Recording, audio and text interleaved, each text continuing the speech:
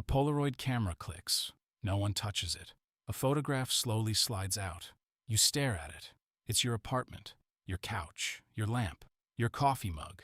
Everything is exactly where it should be, except someone is standing behind you. You immediately turn around. Nothing. The room is empty. You look back at the photograph. The stranger is still there. Then you notice something else. The clock inside the picture reads 8:17 p.m. Your real clock says 8:16 p.m. Your heart starts racing. 1 minute later, the lights flicker. The front door creaks open. You slowly turn. A tall figure stands exactly where the photograph predicted. Before you can speak, the lights go out. When the lights return, the stranger is gone. Only the camera remains. It's old, heavy, wrapped in worn black leather. There isn't a company logo anywhere. No serial number. No battery compartment. Just one sentence engraved underneath. Tomorrow has already happened.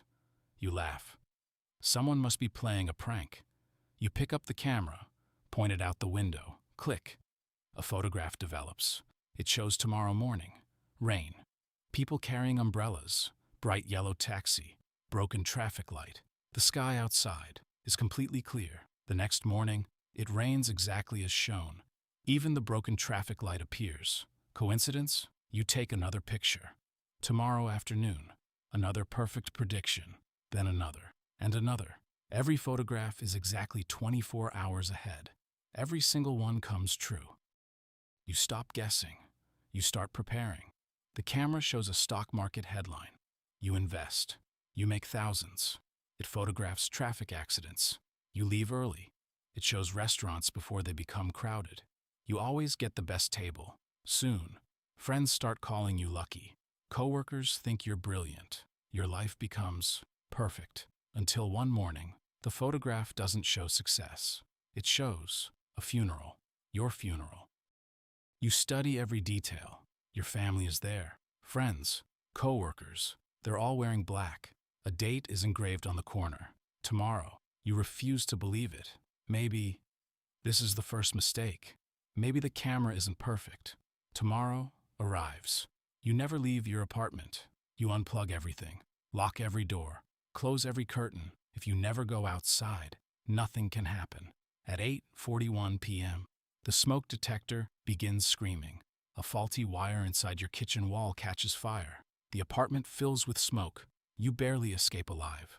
Standing outside, watching firefighters battle the flames, you realize something. The funeral wasn't showing your death. It was showing the funeral of the life you used to have. Everything you owned is gone. The camera wasn't wrong. You misunderstood it. As weeks pass, you notice something disturbing. Every future photograph contains the same man. Sometimes he's across the street, sometimes reflected in glass, sometimes sitting on a bench, sometimes barely visible in the distance, always watching, always wearing the same gray coat. You begin searching for him. Nobody else seems to notice him.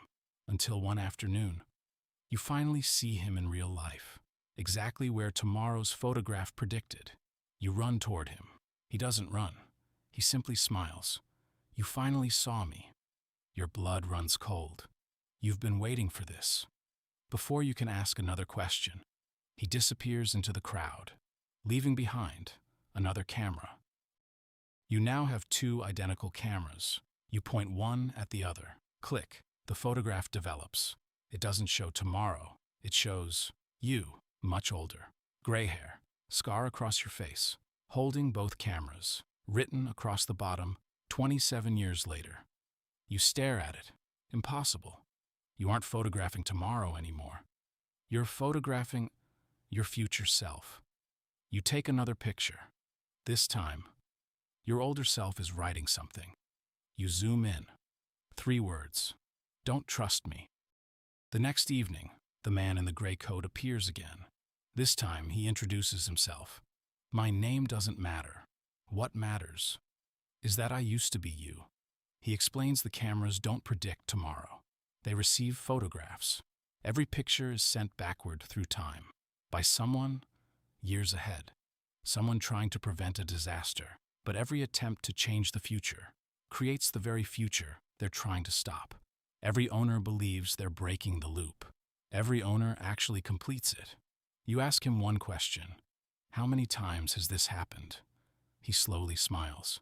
You stopped counting after the 50th life. At midnight, the camera clicks by itself. One final photograph emerges.